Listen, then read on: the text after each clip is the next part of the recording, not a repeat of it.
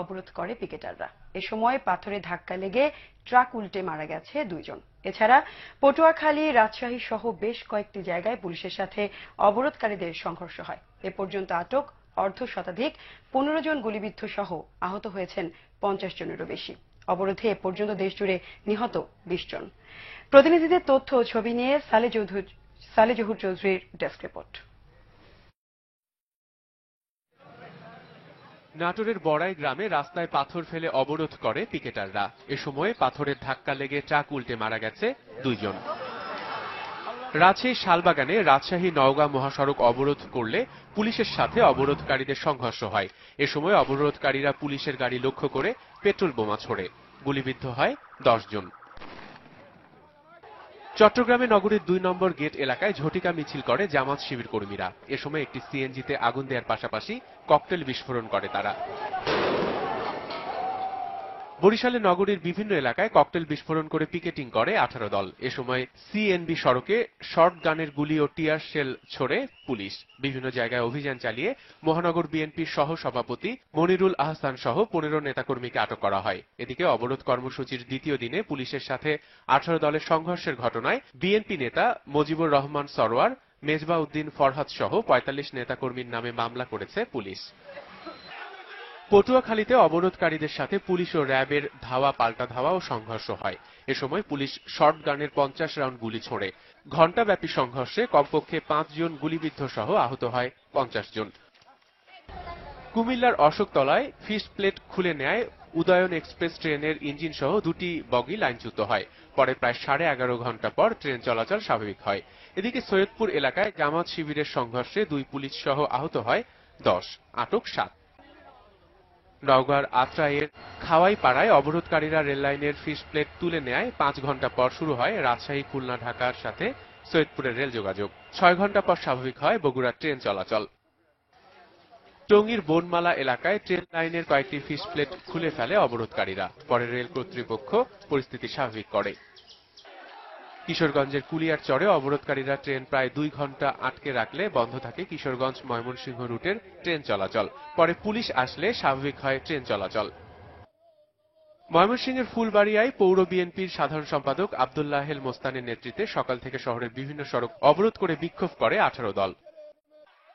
সাভারে সড়ক অবরোধ, গাড়ি ভাঙচুর, অগ্নিসংযোগ ও ধাওয়া পাল্টা ধাওয়ার মধ্য দিয়ে চলছে 18 দলের অবরোধ কর্মসূচি। এ সময় আটক করা হয় 4 জনকে। চাঁদপুরে 8, ব্রাহ্মণবাড়িয়ায় 2 জনকে আটক করা হয়। এছাড়া খুলনা, টাঙ্গাইল, লক্ষ্মীপুর, মাদারীপুর, বান্দরবান, খাগড়াছড়ি সহ দেশের বিভিন্ন জায়গায় চলছে 18 দলের ডাকা অবরোধের তৃতীয় দিন। সালে Zahur Chowdhury, Bangla vision news desk. এদিকে বিক্ষিপ্ত সংঘর্ষ, ককটেল বিস্ফোরণের মধ্য দিয়ে চলছে 71 ঘণ্টা অবরোধের তৃতীয় দিন। নির্বাচনী তফসিল ঘোষণার প্রতিবাদে 18 দলের ডাকা এই অবরোধ কর্মসূচিতে রাজধানীতে বড় ধরনের কোনো নাশকতা ঘটেনি। তবে রাস্তায় যানবাহনের সংখ্যা স্বাভাবিকের চেয়ে অনেক কম, ছাড়েনি দূরপাল্লার যানবাহনও। এদিকে টানা 2 দিন মৃত্যুর সাথে পাঞ্জা লড়ে মারা গেলেন অবরোধে দুর্বৃত্তের দেয়া আগুনে অগ্নিদগ্ধ লেগুনা চালক মোজাম্মেল হোসেন। রিপোর্ট করছেন সুজন মাহমুদ।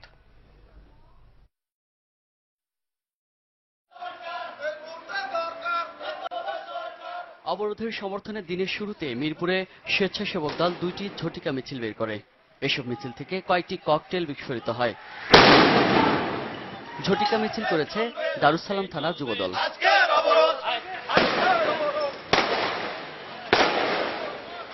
শাহজাহানপুরে খিলগা থানা যুবদলের মিছিল থেকে রাস্তায় আগুন দেয়া হয়।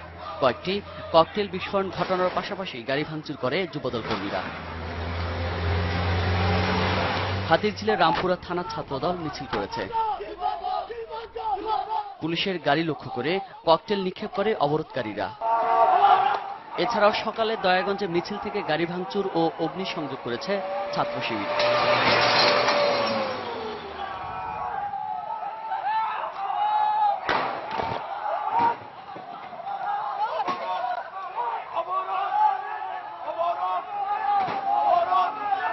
উত্তর বাড্ডা, জগন্নাথ বিশ্ববিদ্যালয় এবং বাতোয়েলে মিছিল সমাবেশ করে তারা।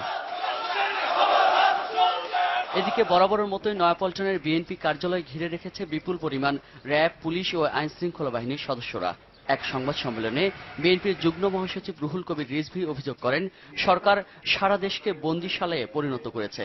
এমন অবস্থায় প্রধানমন্ত্রী বিএনপিকে নির্বাচনে আসার যে আহ্বান করেছেন তারও সমালোচনা করেন রিজভী। আপনার আইন শৃঙ্খলা রক্ষাকারী বাহিনীদেরকে লেলিয়ে না দিয়ে গণতন্ত্রের ন্যূনতম যে সুযোগটি আছে সেটা দিন, সেখানে আপনার কতটুকু গণসমর্থন আছে সেটা যাচাই করুন, তারপরে যদি আপনি এই কথাগুলো বলতেন তাহলে মানাতো। কিন্তু আপনি গোটা দেশকে বন্দিশালায় পরিণত করে আপনি চ্যালেঞ্জ দিচ্ছেন, বিএনপি ভয় পায়, তো এটা তো আপনি কবরের শান্তি বজায় রেখেছেন। এদিকে রাজধানীর ভেতরে যান চলাচল স্বাভাবিকের চেয়ে অনেক কম। দূরপাল্লার কোনো বাস ঢাকা থেকে ছেড়ে যায়নি। সেই সাথে জেলা শহরগুলো থেকেও রাজধানীতে আসেনি কোনো বাস। রাজধানীর সর্বত্রই আইন শৃঙ্খলা বাহিনীর কড়া উপস্থিতি রয়েছে। জোরদার করা হয়েছে রাজধানীর নিরাপত্তা ব্যবস্থা। সুজন মাহমুদ, বাংলা ভিশন, ঢাকা। নির্বাচন সময় মতোই হবে এ নিয়ে গুজব ছড়িয়ে লাভ নেই, মন্তব্য প্রধানমন্ত্রী শেখ হাসিনার। দলের ধানমন্ডি কার্যালয়ে সংসদীয় বোর্ডের সভায় সবাইকে স্বতঃস্ফূর্তভাবে নির্বাচনে অংশ নেওয়ারও আহ্বান জানান প্রধানমন্ত্রী। রিপোর্ট করছেন তাইমুর রশিদ। আগামী নির্বাচনে দলীয় মনোনয়ন চূড়ান্ত করতে বৃহস্পতিবার দ্বিতীয় দিনের মতো ধানমন্ডি কার্যালয়ে বৈঠকে বসে আওয়ামী লীগের সংসদীয় বোর্ড। সূচনা বক্তব্যে দলীয় সভানেত্রী ও প্রধানমন্ত্রী শেখ হাসিনা বলেন, আন্দোলনের নামে সন্ত্রাসী কর্মকাণ্ড চালাচ্ছে বিরোধী দল। ক্ষমতার লোভে বিএনপি জামাতের মানবিকতাবোধ লোপ পেয়েছে বলেও অভিযোগ করেন তিনি। বিএনপি নেত্রীকে আমি বলবো যে আন্দোলন প্রথমে মাঠে নামেন, মাঠে নেমে আন্দোলন করেন। শেখ হাসিনা বলেন, সংবিধান অনুযায়ী নির্বাচন হবে।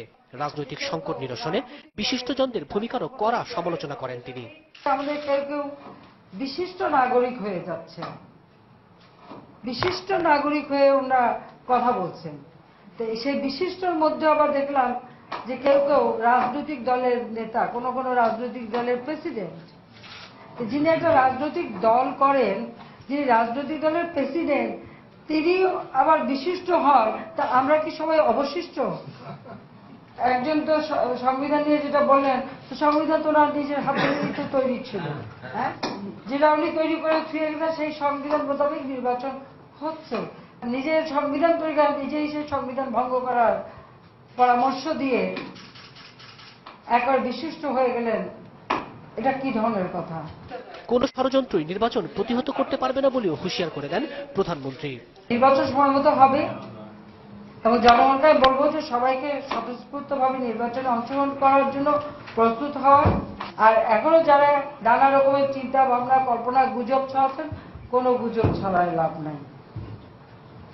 আমরা যেটা সিদ্ধান্ত নিয়েছি, ইনশাআল্লাহ এদেশে গণতান্ত্রিক প্রক্রিয়া অব্যাহত থাকবে, সাংবিধানিক প্রক্রিয়া অব্যাহত থাকবে, সময়মত নির্বাচনও হবে। সহিংসতা ছেড়ে বিএনপিকে গণতন্ত্রের পথে আসারও আহ্বান জানান প্রধানমন্ত্রী শেখ হাসিনা। তাইমুর রশিদ, বাংলা ভিশন, ঢাকা। নির্বাচনে না এলে অস্তিত্বের সংকটে পড়বে বিএনপি, এমন মন্তব্য করে আওয়ামী লীগের প্রেসিডিয়াম সদস্য মোহাম্মদ নাসিম বলেছেন, তাদের নির্বাচনে আনতে শেষ মুহূর্ত পর্যন্ত অপেক্ষা করবে তার দল। দলের আরেক প্রেসিডিয়াম সদস্য অ্যাডভোকেট সাহারা খাতুন বলেছেন, সব দলের অংশগ্রহণে একটি নিরপেক্ষ নির্বাচন উপহার দেয়াই বর্তমান সরকারের প্রধান দায়িত্ব। জামাতের সঙ্গ ত্যাগ করে রাজপথে সহিংসতা পরিহার করে গণতন্ত্র রক্ষায় নির্বাচনে আসতে বিরোধী দলের প্রতি আহ্বানও জানান সাবেক এই দুই স্বরাষ্ট্রমন্ত্রী। রিপোর্ট মুহিবুল্লাহ মুহিবের। বিরোধী দলের টানা আন্দোলন কর্মসূচিতে ক্রমেই রক্তাক্ত হচ্ছে দেশের রাজপথ। বিশেষ করে দশম জাতীয় সংসদের তফসিল ঘোষণার পর 18 দলীয় জোটের ডাকা অবরোধেও অচল সারা দেশ। এ অবস্থায় কি ভাবছে আওয়ামী লীগ, এমন প্রশ্নের জবাব দেন দলটির দুই প্রেসিডিয়াম সদস্য। জানান, সকল দলের অংশগ্রহণে একটি অবাধ ও নিরপেক্ষ নির্বাচন অনুষ্ঠানে সর্বোচ্চ চেষ্টা চালিয়ে যাচ্ছে আওয়ামী লীগ। এবং তারাই কিন্তু আলোচনা চেয়েছিল মাসের পর্যায়ে। দুঃখজনক হলো সত্য যে বিএনপি এখন অস্বীকার করছে এগুলো। নির্বাচনে এই যাত্রাপথে যদি অংশ করতে না পারে, ব্যর্থ হয়, তাহলে কিন্তু তারা রাজনৈতিকভাবে তাদের অস্তিত্ব বিলীন হয়ে যাবে। জামাত ইসলাম বা এদের কিছু হবে নাকি? আমাদের দল তো সবসময় বিএনপিকে আনার জন্য চেষ্টা করছে। যেহেতু জামাতে ইসলাম নির্বাচনে আসতে পারবে না মনে হচ্ছে, সেই জন্যই হয়তো বিএনপি আজকে এই ধরনের একটা কর্মকাণ্ডের পথ বেছে নিয়ে আজকে দেশে একটা অরাজকতা সৃষ্টি করছে আওয়ামী লীগের এই দুই শীর্ষ নেতা দাবি করেন, বিএনপির কাঁধে ভর করে দেশব্যাপী সহিংসতা চালাচ্ছে জামাত। একটি গণতান্ত্রিক দল হিসাবে সাংবিধানিক ধারা অব্যাহত রাখতে জামাতের সঙ্গ ছেড়ে নির্বাচনে অংশ নিতে বিরোধী দলের প্রতি আহ্বান জানান তারা। নির্বাচনের ধারায় যারা আসছে তারা আসবে, এবং 18 দলের জোটের মধ্যে যদি কেউ মনে করে তারা এমনি নিজেদের ইচ্ছা, আমরা কেন উদ্যোগ নিতে যাব? আমরা বরঞ্চ উদ্যোগ নিয়েছি প্রধান বিরোধী দল যেন নির্বাচনে আসে। নির্বাচনের মাধ্যমে আপনারা ক্ষমতায় আসুন, জনগণ আপনাদেরকে যদি ভোট দেয়, জনগণ যদি বিএনপিকে রায় দেয়, আমরা সেটা মেনে নেব। সমঝোতা হোক আর নাই হোক, যথাসময়ে নির্বাচন অনুষ্ঠিত হবে, আর সেই নির্বাচনে বিএনপি অংশ নেবে বলেও আশা আওয়ামী লীগ নেতাদের। বিএনপিকে আমরা গণতান্ত্রিক দল মনে করি, এখনো মনে করি। নির্বাচনের পরে তারা আসবে। মুহিবুল্লাহ মুহিব, বাংলা ভিশন, ঢাকা। মানুষ হত্যার পরে গায়েবী জানাজা আদায় করে দায় এড়ানো যাবে না বলে মন্তব্য করেছেন আওয়ামী লীগের যুগ্ম সাধারণ সম্পাদক মাহবুবুল আলম হানিফ। 18 দলীয় জোটের ডাকা অবরোধের বিরুদ্ধে বঙ্গবন্ধু এভিনিউতে আওয়ামী লীগের প্রতিবাদ সমাবেশে এসব বলেন তিনি। হানিফ বলেন, জামাতকে রক্ষা করতে বিএনপি সারা দেশে নৈরাজ্য করছে। হত্যার রাজনীতি বন্ধ করে আবারও বিরোধী দলকে নির্বাচনে আসার আহ্বান জানান তিনি। একই অনুষ্ঠানে পরিবেশ ও বনমন্ত্রী ড হাসান মাহমুদ বলেন, সরকার নয়, বিএনপি অবরোধ হরতালের নামে সাধারণ মানুষকে জিম্মি করে রেখেছে। আগামী নির্বাচনে কমিশনকে সহযোগিতা করার জন্য সেনাবাহিনী প্রস্তুত রয়েছে বলে জানিয়েছেন প্রধান নির্বাচন কমিশনার কাজী রকিবউদ্দিন আহমেদ। কমিশন যখনই চাইবে তখনই সেনাবাহিনীকে মাঠে নামানো হবে বলেও জানান তিনি। নির্বাচন উপলক্ষে আইনশৃঙ্খলা পরিস্থিতি বিষয়ে বিভিন্ন বাহিনীর প্রতিনিধিদের সাথে বৈঠক শেষে কথা বলেন প্রধান নির্বাচন কমিশনার। তিনি বলেন, সেনাবাহিনী কবে মোতায়েন করা হবে তা পরিস্থিতি বিবেচনা করে পরবর্তীতে ঠিক করা হবে। তিনি আশা করছেন এখনকার সহিংস অবস্থা সহসাই কেটে যাবে। সব দলের অংশগ্রহণে একটি সুষ্ঠু নির্বাচনের ব্যাপারে আশাবাদী প্রধান নির্বাচন কমিশনার। বৈঠকে স্বরাষ্ট্র মন্ত্রণালয়ের সিনিয়র সচিব সিকিউকে মুস্তাক আহমেদ, সশস্ত্র বাহিনীর principal staff officer lieutenant general Abu Belal Mohammad Shafiqul Haque, মহাপুলিশ পরিদর্শক হাসান মাহমুদ খন্দকার উপস্থিত ছিলেন। এছাড়া RAB, Ansar, VDP, coastguard, DGFI, NSI, এসবির মহাপরিচালকরা এতে অংশ নেয়। ৭১ ঘণ্টার অবরোধে নাশকতায় বিপর্যস্ত হয়ে পড়েছে রেল যোগাযোগ। আর্থিক ক্ষতি চূড়ান্ত না হলেও দেশের 13টি স্থানে বড় ধরনের নাশকতায় 7 থেকে 8 কোটি টাকা ক্ষতি হয়েছে বলে দাবি করেছে রেল মন্ত্রণালয়। এই কয়েকদিনেই আয় কমেছে 1 কোটি টাকারও বেশি। কর্তৃপক্ষ বলছে, গত 2 দশকে কখনো এতটা বিপর্যস্ত হয়নি রেল যোগাযোগ। মাহমুদ আরিফের রিপোর্ট। হরতাল অবরোধে সড়কপথে যাতায়াত বেশ ঝুঁকিপূর্ণ হয়ে ওঠায় রেলওয়ের উপর নির্ভরতা বাড়ে যাত্রী সাধারণের। কিন্তু এবারের অবরোধে পিকেটারদের প্রধান টার্গেট যেন রেলপথ। বগি পোড়ানো, লাইন, ফিশ প্লেট খুলে ফেলা ও রেল লাইনে আগুন দিয়ে অবরোধ করছে তারা। অবরোধের প্রথম দিনই ময়মনসিংহের শ্যামগঞ্জে রেল লাইনের ফিশ প্লেট উপড়ে ফেলায় হাওড় এক্সপ্রেসের ইঞ্জিন সহ 6টি বগি লাইনচ্যুত হয়। ফলে মঙ্গলবার রাত থেকে ঢাকা ময়মনসিংহ রুটের রেল যোগাযোগ বন্ধ রয়েছে। একই দিনে ব্রাহ্মণবাড়িয়ার কসবার ইমামবাড়ি রেল স্টেশনে চট্টলা ট্রেনে ভাঙচুর ও আগুন ধরিয়ে দেয় অবরোধকারীরা। রেলপথের অন্তত 1 কিলোমিটার রেল লাইন উপড়ে ফেলে তারা। এছাড়া চাঁদপুরের রেল লাইনে আগুন ধরিয়ে দেয় পিকেটাররা। বুধবার থেকে ঢাকা চট্টগ্রাম রুটে ট্রেন যোগাযোগ বন্ধ রয়েছে। বৃহস্পতিবার কুমিল্লার অশোকতলায় ফিশ প্লেট খুলে নেওয়ায় বন্ধ হয়ে যায় চট্টগ্রাম সিলেটের ট্রেন যোগাযোগ। অবরোধের দ্বিতীয় দিনে হরিপুরে রেল লাইন উপড়ে ফেলায় সিরাজগঞ্জ এক্সপ্রেস আন্তনগর ট্রেনের 3টি বগি লাইনচ্যুত হয়েছে। বন্ধ রয়েছে সিরাজগঞ্জ ঈশ্বরদী রুটে ট্রেন চলাচল। মঙ্গলবার ও বুধবার অবরোধের কারণে অন্তত 20টি জেলার রেল যোগাযোগ 5 থেকে 26 ঘন্টা বন্ধ ছিল। সেখানে কাজ হলো যে কোনো মুহূর্তে মুভ করা, অর্থাৎ ঢাকাতে আছে, টঙ্গীতে আছে, ভৈরবে আছে, আখাউড়া আছে, বিনুগুত স্টেশনে এই রাখা আছে ইমার্জেন্সি শাটল। এটা যে কোনো মুহূর্তে যাত্রী সহায়তার জন্য যাতে আরেকটা ট্রেন একটা ইঞ্জিন সহ সেন্টার হতে পারে ইমার্জেন্সি ফোর্স রাখা আছে। সংশ্লিষ্টরা বলছেন, গেল 2 দশকে এমন মারাত্মক সমস্যার সম্মুখীন হতে হয়নি রেলওয়েকে। এই বিপর্যয় কাটাতে কমপক্ষে 10 দিন লাগবে বলেও জানান সংশ্লিষ্টরা। মাহমুদ আরিফ, বাংলা ভিশন, ঢাকা। নিচ্ছি স্বপ্নধারা সংবাদ বিরতি, সাথেই থাকুন। ফিরে এসে থাকছে। প্রেসিডিয়াম সদস্য কাজী জাফরকে জাতীয় পার্টি থেকে বহিষ্কার করেছেন এরশাদ।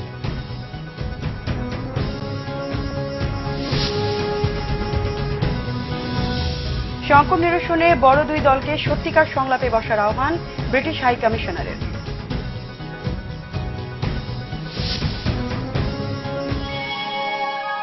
আপনারা দেখছেন বাংলাভিশন সংবাদ। স্বপ্নের গ্রাম রূপনগর, আর এই রূপনগরে রূপার যেদিন প্রথম সন্তান হলো, সবার দাবি আগে মিষ্টি খাওয়াও, মিষ্টি। কিন্তু রূপার উনি তো ঢাকায়, সমস্যা নেই, টাকাও আসবে, মিষ্টিও হবে।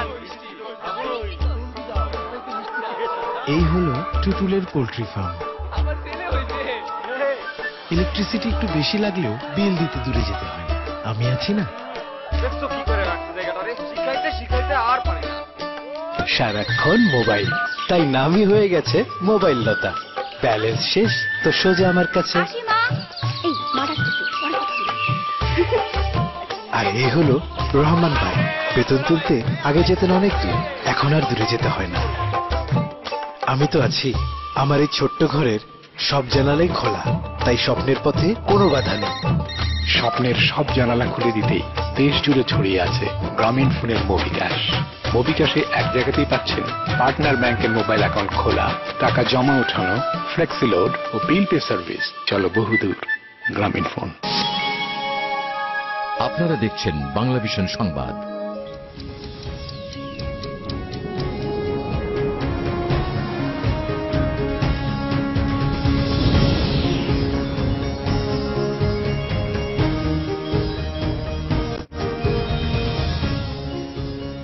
স্বাগত একবার বাংলাভিশন সংবাদে। জাতীয় পার্টির প্রেসিডিয়াম সদস্য কাজী জাফর আহমেদকে বহিষ্কার করেছেন দলের চেয়ারম্যান এইচ.এম. এরশাদ।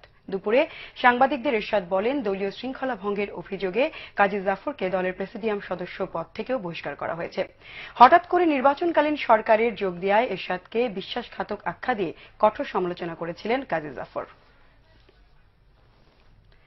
বর্তমান সহিংস পরিস্থিতি থেকে উত্তরণ করে শান্তিপূর্ণ সমাধানের উপায় বের করার জন্য বড় দুটি দলকে সত্যিকার অর্থে সংলাপে বসার আহ্বান জানিয়েছেন ঢাকায় নিযুক্ত British high commissioner Robert William Gibson.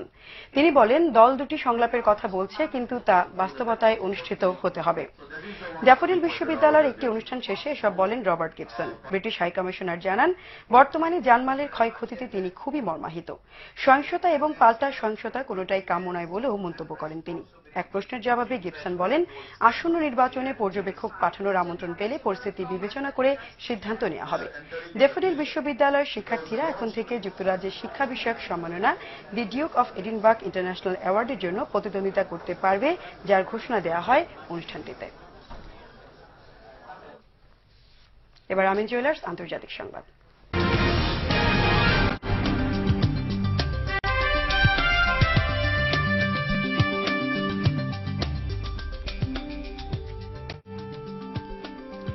পার্লামেন্টের